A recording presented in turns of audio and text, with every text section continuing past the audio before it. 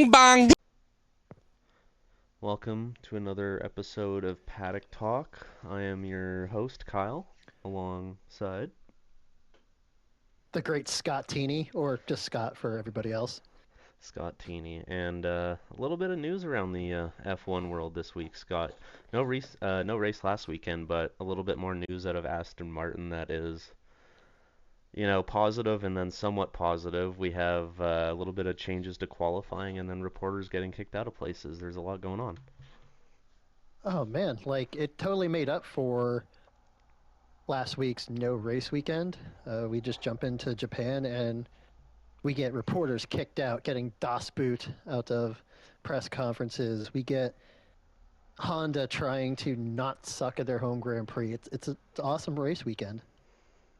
Yeah, I'm excited, and hopefully Aston Martin, they seem to be the center of the F1 world for all the wrong reasons right now. Hopefully they show up for their home Grand Prix. Honda's working hard. Yeah, they are. I don't know how hard, but they are going flat out, as they have said, to make the car at least get to the end of the Grand Prix, which is yet to be seen. So I guess we'll see with that. But yeah, let's just talk about a team whose one of drivers' daddy bought him a team. Let's talk about a new daddy on the paddock, Fernando Alonso. He was late to FP1, and I'm not sure if he's going to be in FP2. I think he's in the paddock. He is in Japan now, but just missed media day because it had his first child. So congratulations to Alonso for being a racing dad and now an actual dad. Yeah, absolutely. I was gonna say I thought it was his second child because he does change Lance's diapers all the time, but no, just super happy for Fernando. Um, Rookie drivers do have to get into FP1 session, so it is kind of the perfect session for him to miss. Just get one out of the way early, get Crawford in the car. But yeah, super excited for Fernando. It might bring a little bit more happiness to his season, considering the way Aston Martin's been performing. So at least some positives. Oh, oh, oh, for sure. And I like how he went the right way with it, doing waiting till the twilight of his career to start having a child instead of having one at 20 something and then having to worry about raising a kid, being away. Like he made racing a priority first, and then can start a family after next year, the year whenever. Who the hell knows when he retires? But when he retires, he can spend some time with his little one. But yeah, it seems like he does change Lance's diapers quite a bit. Like, and it's just I feel sorry for Alonso, but I am happy that he is having this great time welcoming a newborn. Yeah, absolutely. Um, like we were saying with Aston Martin, they are kind of working hard to get performance out of that car for this upcoming weekend, being it is Honda's home Grand Prix. But like you were saying, at this point, I think the goal for them is just to try and finish a Grand Prix at this point. So not really expecting any points finishes or anything from Aston Martin this weekend for me personally. Well, you got to think in years prior it was Max dominating in Japan and Honda, looking like the heroes. Fast forward to 2026 and now they're going to be heroes if a car finishes the fucking race now. Like it's pretty big drop that they've experienced, but it looks like they're going to try at least to get at least one car to finish. It sucks to be like, oh my god, that is our big goal, but that's like Cadillac's goal for this year, get a car to finish, not an established team and an established engine program. Yeah, absolutely. They need to make the car more reliable. It needs to be able to finish a race. They said they allegedly did that, but just it's at the extreme cost of performance. Lance was saying the car seems a little bit more reliable in his Japanese, like the interview he does before the weekend starts. But he said the car feels more reliable, a little bit less vibrations, but still 3 to 3.5 seconds off the pace. So um, just But yeah, go ahead. well, both cars were last in FP1 because we were recording between FP1 and FP2 on Thursday. 21st and 22nd, and Jack Crawford, you give a pass because he was practicing Fernando's car while Fernando was en route to Japan. but only like less than a second ahead of Crawford was Stroll. I know it's FP1, but still, like whatever they did with this engine, it hasn't helped performance. It might have helped the drivers, you know, long term health, but not racing wise. It has not done anything. No, not at all. It's not looking good, and this show is quickly becoming the Aston Martin witching hour every week. I mean, I'm down for it, but I just hope it doesn't get us kicked out of any media events in the future. Do you think Lance is like, oh fuck, not those guys? No, no. Oh my God, it's the Paddock talk, guys. Get these guys the hell out of here. Where's my dad? Lawrence is like, I'm sorry guys, you guys can't do this. Tab out neck, come on, we got to ask the questions that nobody else will ask. Yeah, we ask the hard questions here at Paddock Talk. Lawrence, was Lance adopted or is he actually your offspring? Oh God. But yeah, like we were talking, like we had led earlier, about interviewers getting kicked out of press conference. Max decided to give a dust boot to some. It was, I don't know if they said the name, but it was a reporter from The Guardian who asked a very inappropriate question at Abu Dhabi last year, and Max said, "Yeah, I'm not talking until that guy's kicked out," and he got kicked out. Yeah, I mean, inappropriate question. He had asked Max if his penalty with his contact with George in Spain had cost him the championship, and I guess Max took that extremely personally. Um, Obviously, Max probably thought about that as a point back in the season where that might have cost him the 2 points he needed to win the championship over Lando last year. But just for such a good champion and someone who's seemed somewhat cool-headed, maybe not on track. I know he's a bit hot-headed, but it just seems a little low for Max to be kicking a reporter out of events for asking just questions reporters are supposed to ask. They're supposed to ask hard questions, and Max just can't take it at all, it seems like. No, it wasn't inappropriate. It was goddamn appropriate because like Max gave his honest answer and told the guy to get the fuck out of the press conference. So Max has the right to do whatever he wants to. He's a four-time world champion. So hey, if he doesn't like what the guy's bringing to the table, get the fuck out. No, that's fair. I just think the I just think the driver should be able to handle that a little bit more, especially someone of Max's caliber. And we want to be in that position to be able to ask those questions one day, so it would suck for us to be kicked out to start asking questions like that. So I'm just trying to put, ourselves in those shoes. That's just where I'm coming from. Yeah, I mean, I 100% agree. I want to ask the questions, and damn, I really like. There's a couple drivers that I just really would love to dig in. Hmm. Like, we may get one chance at asking a question, but fuck me, it's going to be a good question. Hell yeah. Lance. Oh, fuck what? Yes. So, were you breastfed until you were 14 or 16? My readers would love to know. Until he was What 26. was it your mom or was it your dad? Oh, His dad. Okay, write that down. Write that down. Absolutely his dad. And canceled. uh,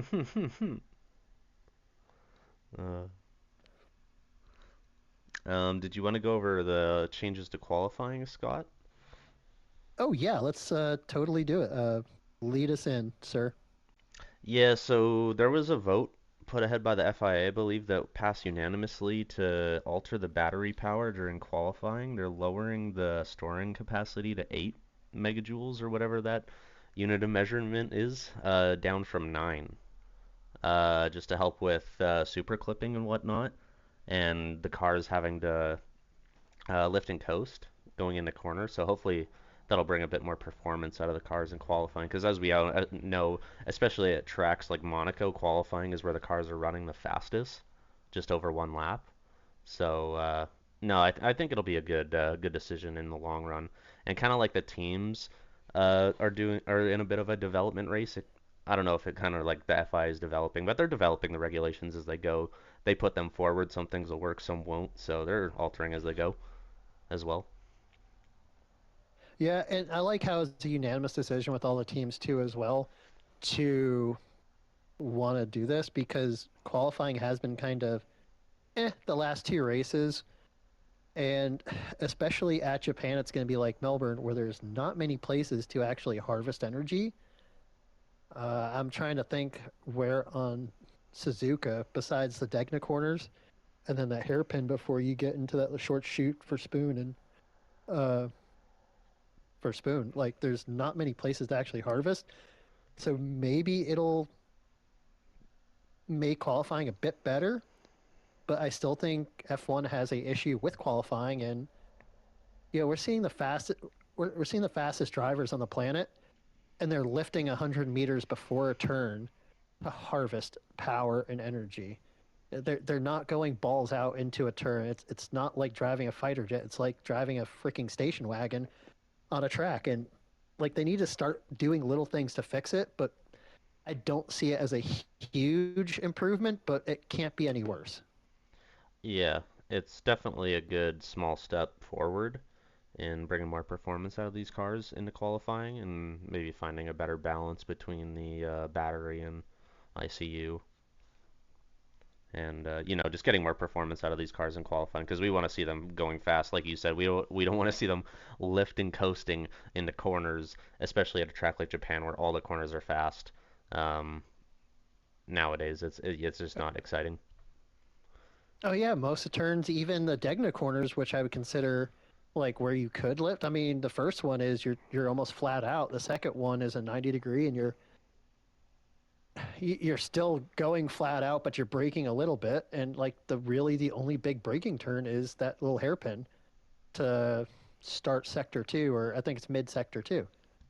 Hmm. And yeah, Japan has those high, fast, sweeping turns, and like I don't want to see F1 drivers lifting and not giving everything they have. And like I hope it makes qualifying at least interesting. The race is going to be somewhat interesting uh, with combat overtakes, but qualifying has definitely been a letdown. And I just hope they do a step in the right direction. Obviously, a step in the right direction would get rid of the whole battery unit and just have a straight power unit, but that's a story for another day. Yeah, absolutely. Hopefully it brings the gap between the cars together a little bit more as well for quali. Hopefully not having the Mercedes so far ahead in qualifying bring that gap down a little bit as Ferrari would extremely like Oh, Ferrari and McLaren, if they could ever get on the fucking track if and they could drive, get on. Yeah, if they could get if on they track. could, Go ahead, buddy. if they could. I was just saying, if they could, the poor guys. It's such a sour note. Like they're third and fourth in FP1. Like they have the capabilities, they have the power unit, but they just can't get on track. Poor Oscar, poor Lando. Yeah, yeah. After FP1, yeah, seeing them up there, it just brought me back to China. They're qualifying how they were both up there in the top six and didn't start. So if you're a McLaren fan, you kind of have to be walking on eggshells right now, scared that your cars again might not even start a weekend. And Oscar was saying before during his pre-race or pre-weekend interview that the goal for him as well is the Aston Martin, or not as the Aston Martins, because Oscar can't even start a race. Aston can start a race. Aston can't finish. But the goal for Oscar right now is just to start a race at this point this season. Yeah, and I hope he does. Like I feel bad for the guy, especially after last year. So I want to like I want to see the crowd erupt into cheers whenever he actually takes his first lap in Japan. Absolutely. Um, so we started talking last week. I think we should get into, I guess, our new segment. Hashtag give us money, sports betting sites. Kyle's Gambling Corner. Have we even come up with a name yet for it? Or is it just Kyle's Gambling Corner? Kyle's Gambling Corner, my graphics are Kyle's Race Week picks. We can call it Krill's Thrills, whatever you want, dude. I'm just here to Uh, lose money and win other people money when they bet against me. So Um, Just to lose money like the degenerate gambler you are, yep, and to help the other degenerate gamblers make money. I love it. absolutely, dude. Yeah, so I'll get into my picks here. Obviously, I wouldn't call last weekend a losing gambling weekend because I didn't lose all my bets. Technically, one of them was void. I would call it a winless weekend. But we're going to turn things around here in Japan. So for race winner, I'm just going to go with just the favorite outright, George Russell, a Mercedes minus 140. Yeah, yeah. Sorry, I had a cough there. I didn't take it, but I noted Kimi Antonelli is plus 250 to win, so he might honestly be a good. I was thinking of putting money on him as well, but I think he'd be a good value pick to win, considering he just won in China. He's looking pretty good. And odds plus 250, it would be decent. I think George just still the favorite because allegedly he had a front wing issue in China that was maybe hindering performance. So I expect him to win again this weekend. When it comes to prop bets, I got some interesting ones here. We have Isaac Hadjar, Ollie Behrman, and Pierre Gasly all to finish in the top 10 at plus 350, Scott. How how Uh, how do you think that's going to turn out? I mean, I don't. Okay, I'm not up to date with this gambling lingo at all, so I don't know what the plus 350 means. But to finish in the top 10, honestly, Hadjar, Behrman, and Gasly, like that's a pretty good lock. The only thing you'd have to worry about would be Hadjar would be the Red Bull power unit. I'm sorry, the Ford shitty power unit. But I think Behrman and Gasly are a good lock, and your wild card would be Hadjar. So that's not a bad deal. Yeah, and that's kind of the way I was leaning because, yeah, Gasly, ever since Alpine switched to that Mercedes power unit, they've looked quite well. Ollie Behrman, this stat was flashed during FP1, is the only other driver on the grid beside a Mercedes and Ferrari driver to have points in each race this season. Granted, there's only been two races, but he's been quite impressive and consistent in that Haas so far. And then, like you said, Isaac Hadjar, as long as that Red Bull can stay on track, he might have the performance to make it into the top 10. But I think if anyone finishes outside the top 10, it'll be him for that bet. And then my second prop bet here and my last bet for this weekend is under 15 and a half classified cars. So if there's 15 classified cars, so we have 7 cars not finish the race, I'll win that bet at plus 375.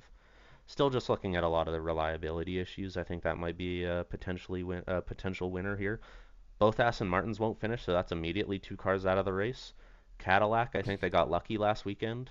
And then who knows with the McLaren, so that's potentially 6 out of 7 right there. And then we just got to get Well, you lucky got the rest of the way. well, well, you look at last week. You had 4 cars not start the race. So what you need? So 7 gets you the points, right? Or gets you the So win. so it's under 15 and a half classified cars. So 15 cars finish the race, the bet hits. 16 finish, I don't. So Well, I mean, like you said, Aston Martins until proven, they're not going to finish the race. Mhm. Cadillac, you can almost guarantee one Cadillac's not going to finish. You're right. Both Cadillacs kind of finishing the race was a little sketch, but I'll give you the one Cadillac. I don't know. That's kind of tight. Like that would be a tight bet. Mhm. But like I said, you never know. Like I led with earlier, we did have 4 cars not even start in China, and we still had cars just fall off. And with this new regulation power unit, I don't know. That might be a greasy bet. Like that might be a take that bet type deal. Mhm. And yeah, you always want to. It makes the racing more exciting, honestly, when you have a stake in it. That's a gambling addict saying that. So wait, no, scratch that. I don't have. It's not an addiction. Well, I mean, it's the same thing with fantasy football or any fantasy sport you do. It's like, ah, shit, my team's losing. Oh hell, but I got a player in fantasy playing now, or hey, I got Hulkenberg in my fantasy F1 league. Oh come on, need points, baby. I need points so bad. But yeah, and it's supposed to rain in Japan, or it's supposed to be sunshiny. I actually Do we haven't know? seen a weather prediction for Japan this weekend. I don't know if I can pull it up fast enough on the F1 app, but you know, was it last year we had that torrential downpour in Japan where they red flagged the race? I I'm can't quite trying to remember. remember. I think so. I know Yeah, Japan's hit and miss with the weather. I think I watched the extended highlights the other night, and I think the race was red flag due to just extreme weather. I can't find it right now, but um, Well, I was just getting at if it's going to be a Japanese Grand Prix, then that bet looks really good. But if yeah, it's a dry, like it's a wild card gamble. I'd say go for it if you're feeling froggy. yeah, and just with the new cars on such a high speed track like this too, I think we might get some dicey situations. So I think that bet might hit. And taking your picks to the bank. Have you won yet so far on your picks? No, no, still 0, 3, and 1. So 0 wins, 3 losses, and 1 void bet. I'm winless. I guess I haven't So mentioned my one future may say bets. you're the Aston Martin of picks. Oh God, absolutely. Oh God, absolutely. I'm I sorry, haven't. sir. I had to be said. It just had to be said. I might have mentioned it in an earlier episode. I can't quite remember, but I do have some future bets as well. So ones that go just until the end of the season. Um, I did put money on George Russell to win the Drivers' Championship before the season. So that's looking quite good, and I do have money on Mercedes as well to win the Constructors' Championship. I did put money on McLaren to win the Constructors as well. That's not looking too good, but George Russell and the Mercedes I have futures on, so hopefully those will hit by the end of the Oh season no. and make up my losses Oh, throughout. you're looking like a god here now. Like with Russell and Mercedes, those are god tier picks. Oh yeah, it's 100 times better than my George Russell future. I had the year Max won all but 3 races, so hopefully that makes up for Now, that. now can I ask, did you make this pick after testing or before testing? It was way before testing. It was when Mercedes was like, as soon as I could bet on the 2026 Drivers and Constructors Championship, I'd place those bets just with everything we were hearing about Mercedes going back, honestly, 2 years leading up to these regulations. So I was just waiting for my moment to pounce. And pounce you did, you closet Mercedes fan, you. Whoa, not me. How could you say that? Sorry. Again, Kimmy will much never leave for apologies. Ferrari. Never, ever, ever. All right, so we got Krill's gambling corner or Kyle's gambling corner. Uh, we got that out of the way. So let's get to some actual picks that we're really shitting the bed on. It's time for our pick segment, and I want you to go first. Who do you have finishing in last place? So last place, Scott, I know Fernando just had the best day of his life, but it's soon going to be the worst day of his life so far, and he's going to be finishing last in Japan in front of Honda's home crowd. So I wanted to say this during the whole daddy thing segment. Sorry to sidebar on this. It was a good thing that he probably did get his girl pregnant before the season because I don't think he'll probably be able to have kids ever again. Like driving this Honda Aston Martin with all the vibration issues. Just saying. Like he timed it just right. I'm a creature of habit, and when you're talking about the worst of the worst, you got to stay on point. And I got Lance Stroll. Like one day he's actually gonna hit this, and I hope that day is this weekend. I think it will be. I think so too. And do you know that we've had the same picks for last place every week besides China, where you had Checo for last, but you had Fernando in Australia? And dude, No love, no Check love. Checo was teasing me all China. He span, he crashed into Valtteri, he was teasing me, and he still finished. Well, I mean, technically, what was it? Norris or who was last in China? I mean, the four cars that didn't start. Like those are technically last plays. Yeah. Like we're not taking that bullshit technicality of not classified. All right, all right. This isn't no Gamblers Anonymous of technicalities here. It's what shows on the fucking stat sheet. Fair enough. But who do you have on the bottom step of the podium? Bottom step of the podium, I have Lewis. I know McLaren was impressive in FP1 today, but I think that just that start from Ferrari, I know we mention it every week, or I mention it every week, it's just too good at the beginning of the Grand Prix. Lewis third. Ooh, ooh, Another interesting. podium. So I have Shaw, finish or gonna finish in third place. I think he's like it's either Lewis or Shaw is a clear 1-2 for third place because the Mercedes are so good. But I don't know. I just don't see Lewis finishing third. I just got Shaw. Who do you have for second? So second, I have the Grande Kimi Antonelli. Uh, Impressive Ooh, weekend last week, first Grand Prix win, youngest pole sitter in F1. But like I said, there were leaks that George Russell had a front wing issue, so I think he'll return to top form. So Kimi second. interesting. I have another Mercedes driver in for second, and that's going to be El Jorge, George Russell. I just think that Japan won't be his race. I think George is going to slip and not and just finish second. He's not going to have a good weekend. He's not going to have that breakout finishing first every damn race. It's going to be a second place for El Jorge. And top step of the podium, sir. Who do you have? Like I had just teased, I think George will return to the top step. I have been referencing it all episode, but I did watch the driver interviews right before we had hopped on.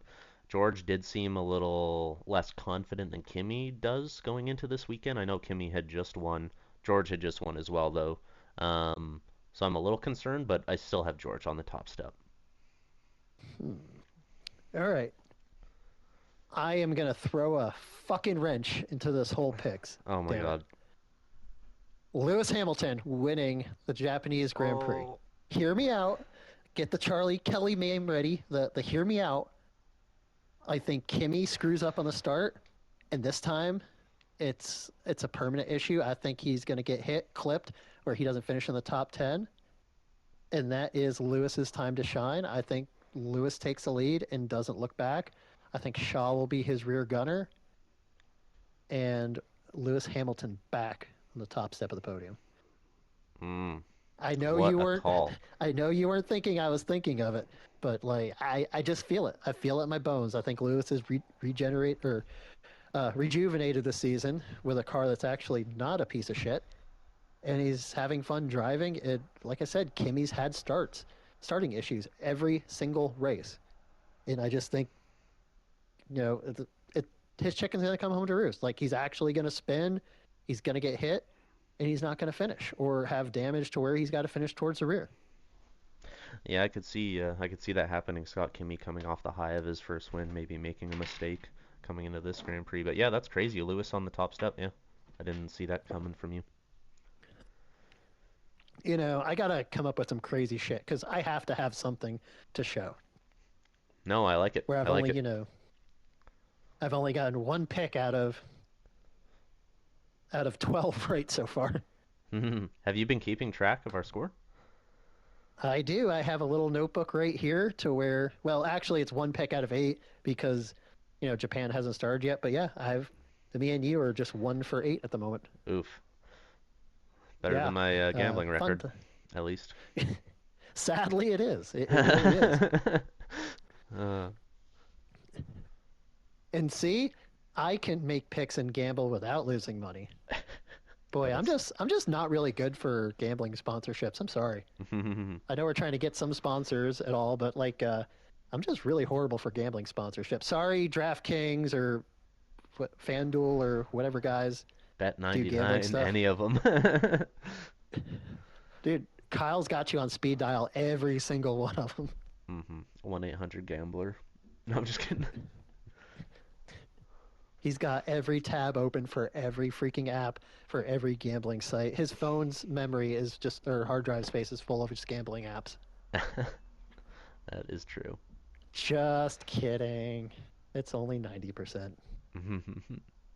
But do you have anything else to add? No, I think that's it, Scott. I'm just really excited for this Japanese Grand Prix coming up, honestly. Oh, me too, man. Like, just having two back-to-back races and then just having to wait a week and then getting back to race weekend is just get really happy about it. Now it's going to suck after this weekend when we have a five weekend break, but Hmm. we'll burn that bridge when we get there. Uh, Absolutely. yeah, if you don't have anything to add, I think I'm good too. I thank everybody for listening to the show. Please follow us on social media: Instagram, Facebook, Paddock Talk, YouTube. We've been getting some reels out. Uh, Producer Graham's been actually pumping out some reels and stuff for us on YouTube. So awesome job there. So we're just getting content on social media, everything out. So please follow us, interact. Anything you'd like to talk about F1 or anything else, just let us know. And thank you guys for listening. I've been Scott. I've been Kyle. Enjoy the Japanese Grand Prix, and we'll talk to you guys next week. Hey everyone, thanks for listening to Paddock Talk. Don't forget to like and share the episode and check out Paddock Talk on Spotify, Apple Podcasts, YouTube, Facebook, Instagram, Twitter, and Discord.